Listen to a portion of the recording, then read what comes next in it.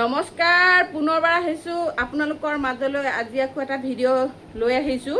গৰমো বহুত পৰিছে, উপায় নাই, মাজে মাজে এটা এটা ভিডিঅ' দি থাকিব লাগে, নহ'লে আপোনালোকে খবৰ কৰি থাকে বাইদেউজনী ক'লৈ গ'লগৈ, ভিডিঅ' নাইকিয়া হ'ল।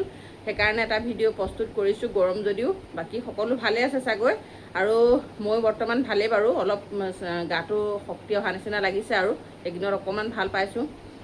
তথাপিতো গৰমো পৰিছে আৰু নিজৰ ডিউটিও কৰি আছোঁ। সেইদিনাখন আপোনালোকক এটা বিস্কুট অনা ভিডিঅ' আপোনালোকলৈ প্ৰেৰণ কৰিছিলোঁ, আৰু বহুত জিলাত যে এতিয়াও বিস্কুট পোৱা নাই, আচৰিত হৈ গৈছোঁ।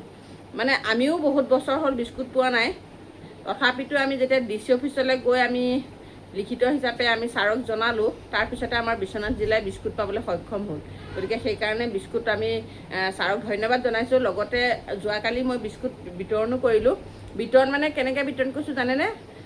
বিস্কুটটো আহিছে আচলতে 3 পৰা 6 বছৰক খুৱাবৰ কাৰণে। 131 ডেজ খুৱাব লাগে মৰ্ণিং স্নেক্স।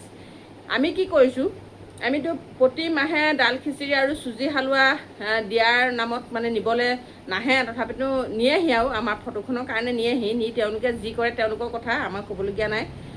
তেতিয়া আমি TSR কাৰণে ফটো লওঁ, গতিকে সেই বস্তুটোৰ প্ৰতি তেওঁলোক ইণ্টাৰেষ্টেড নহয়।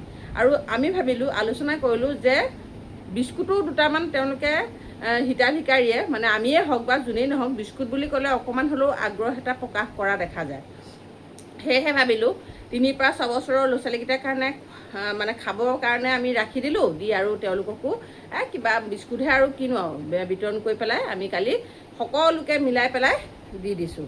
গতিকে বিস্কুট মানুহে ভাবে যেতিয়া কৰ্মীজনীৰ ঘৰত বস্তুবিলাক থাকে, ঘৰৰ ল'ৰা ছোৱালীকেইটাই চাগে খুব খায়, এইটো আলোচনাও হয়, আৰু মানুহে ভাবে, আৰু 100% মানুহে এই কথাটো আলোচনা কৰে যে কৰ্মীজনীৰ ঘৰত মানে অনা বস্তুবিলাক খুব খায়। কিন্তু মোৰ ঘৰৰ ল'ৰা ছোৱালীকেইটাৰ কথা মই 100% ক'ব পাৰোঁ। দাল খিচিৰি হওক, চুজি হালোৱা হওক, সিহঁতে মানে দূৰতে বিদুৰ বুলি এটা কথা আছে যে, আমাৰ ঘৰত তেনেকুৱা।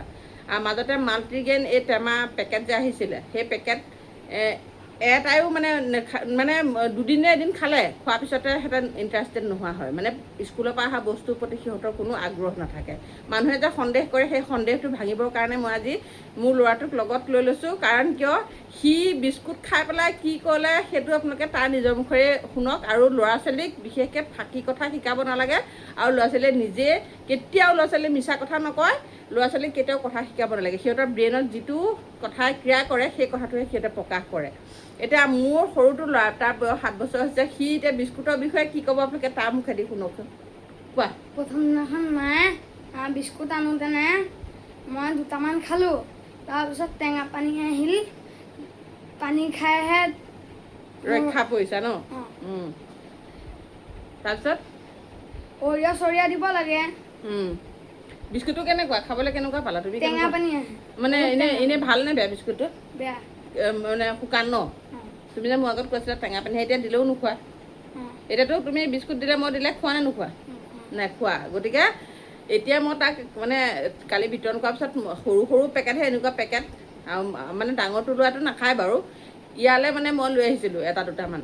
তাৰপিছত ৰাতিপুৱা ক'লোঁ তুমি তাৰ বিস্কুট খোৱা। এটা পেকেট মই খুলিলোঁ, 7টা বিস্কুট থাকে, 7টা বিস্কুট তাতেই থাকিলে। সি নুচুলেই মানে নুচুৱেই আৰু সেয়া বিস্কুট। তাক ক'লোঁ যে এই চাহৰ লগত খাবানে? কৈছে নাই নাই নাই নাই, টেঙা পানী আহেও নাখাওঁ মই। এই টেঙা পানী আহে, এতিয়া মুখত দিবই নোৱাৰে, মানে নাখায়। এইটো এটা কিবা ভগৱানৰ শক্তি আছে যদি নাজানো দেই। অংগনবাড়ী কৰ্মীজনী ঘৰৰ ল'ৰা ছোৱালীয়ে অংগনবাড়ী বস্তুৰ প্ৰতি মানে ৰাহি যোৱা কেতিয়াও নাহে। এইটো এটা একদম 100% কিবা এটা ধূপ সত্য কিবা এটা আছে মানে। গতিকে এতিয়া বিস্কুট আমাৰ ঘৰত কোনেও নাখায়, আৰু সিহঁতে মানে কি আৰু, মানুহে ভাবে অংগনবাড়ী কৰ্মীজনী ঘৰৰ ল'ৰা ছোৱালীকেইটাই খুব খাবলৈ পায়, এইবিলাক বস্তু খুব খায়। কিন্তু এইটো একেবাৰে ভুল ধাৰণা মনত লৈ থাকে। ভুলতো নাখায়, যিকোনো বস্তুৱে হওক। মটৰৰ ঘুগুনি যে, মটৰ মাহটো আগতে আহে কেইটামান সৰহকৈ আহে আগতে। এতিয়াতো motor 4 KG, 5 KG, 2 KG, 3 KG এনেকৈ আহে। আমি বিতৰণ লগতে কৰি আজৰি কৰি দিওঁ।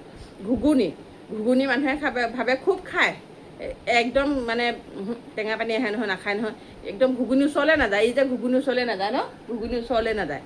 মটৰৰ ঘুগুনি বনালে তাক যদি কেতিয়াবা কাটচিটহে, ইমান আজিকালিতো উভৈনদীকৈ নাহেও ন, কাটচিট কেতিয়াবা ভাত বিতৰণ কৰাৰ পিছত যদি এসাঁজ খাবলৈ ভাগত লৈ আনো, সেই এসাঁজ যদি বনোৱা হয়, সি ওচৰলৈ নাযায় ঘুগুনি, যিমান আপুনি আটোম টোকাৰিকৈ বনাই দিয়ক। গতিকে মানুহে ভুল ধাৰণাবিলাক লৈ থাকে, এই ধাৰণাবিলাক অলপ মানুহৰ মগজুৰ পৰা উলিয়াই দিবৰ কাৰণে ভিডিঅ'বোৰ প্ৰস্তুত কৰা হয়।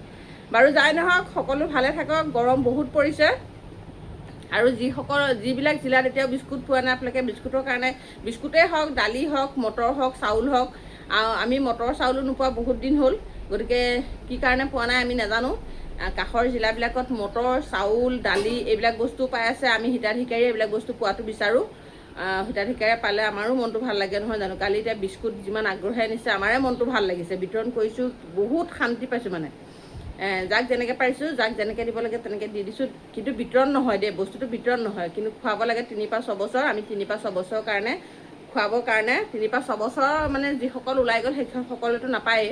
আৰু স্কুললৈ যিসকল ল'ৰা ছোৱালী আহি থাকে সিহঁতক খুৱাব লাগে। মৰ্ণিং স্নেক্স খুৱাবৰ কাৰণে ৰাখি লৈ পেলাই আমি বাকীখিনি বিতৰণ কৰি দিছোঁ। আৰু যিসকলে পোৱা নাই আপোনালোকে অফিচৰ যোগেদি আপোনালোকে যোগাযোগ কৰিব পাৰে। আৰু দুটামান কথা মই আপোনালোকৰ ইয়াৰ পিছত এটা মই ভিডিঅ' আপোনালোকক প্ৰস্তুত কৰিম। এগৰাকী বাইদেউৰ লগত মই কথা পাতিম। বাইদেউগৰাকী ৰিটায়াৰ হৈ পেলাই 4 লাখ টকাটো কিমান সোনকালে পালে, কেনেকৈ পালে, আপোনালোকক সেই ভিডিঅ'টো লৈ আহিম। আপোনালোকে বহুতেই সুধি আছে 4 লাখ টকাটো পোৱা নাই, 4 লাখ টকাটো পোৱা নাই। সেই 4 লাখ টকাটো পাবৰ কাৰণে সেই বাইদেউগৰাকীয়ে কি কৰিলে মই আপোনালোকলৈ সম্পূৰ্ণ ভিডিঅ'টো লৈ আহিম। আপোনালোকে ভিডিঅ'টো চাব। গতিকে কি কাগজ পাতি জমা দিবলগীয়া হৈছে, কি ক'ত কৰিবলগীয়া হৈছে, মই অতি সোনকালে সেই ভিডিঅ'টো লৈ আনিম। বাৰু যাই কি নহওক, আৰু এটা কথা আপোনালোকে কৈ আছে 65 বছৰ, 65 বছৰ। আমিও বিচাৰোঁ 65 বছৰ হোৱাটো, কাৰণ আমাৰ এইটো হৈছে এটা সেৱা।